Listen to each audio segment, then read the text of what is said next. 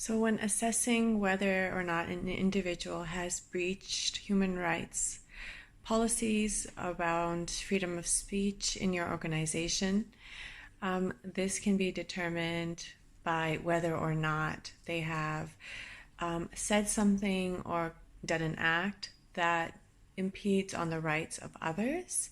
And so, what we've seen, for example, recently regarding the conflict in Israel and Palestine, is that organizations are reacting in different ways and in various different industries, such as education and journalism, media, to expel or dismiss or otherwise react to an employee's conduct regarding this issue. And this can be through actions and verbal conduct. And so we need to look at whether a human right of another individual or group is being impeded upon. And the way to assess this, and this is relevant to many different countries and human rights laws and policies, is to assess whether the individual being referred to is being oppressed as a result. And so some examples are saying for Palestine, free Palestine from the river to the sea. And so this in itself has been referred to, for example, as a genocide against Israel. And it's actually not the case, because Palestine's actual boundaries, according to international law, are from the river to the sea.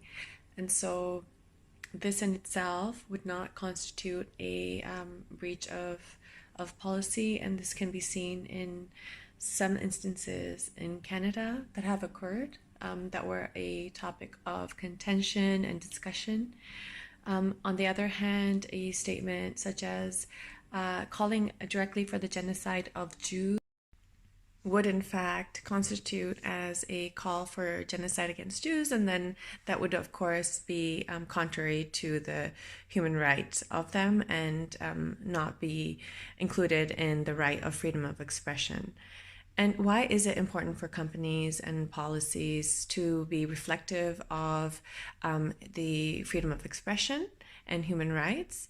Is that corporations will face a backlash and public reaction, as well as an impact on their ESG, corporate image, as well as potential investment results, if they are not respecting the freedom of speech of their employees and their human rights as well. So, of course, in a healthy atmosphere where these human rights are being respected, then in the corporation or a company, the dialogue from both sides is also supported and facilitated. And this can then result in further reconciliation and navigation through the conflict, in this specific case, to further find solutions. Whereas, of course, if we suppress speech and a possibility of dialogue, then we are also suppressing reconciliation possibilities and paths to peace. So thank you so much for your time. I hope this helped.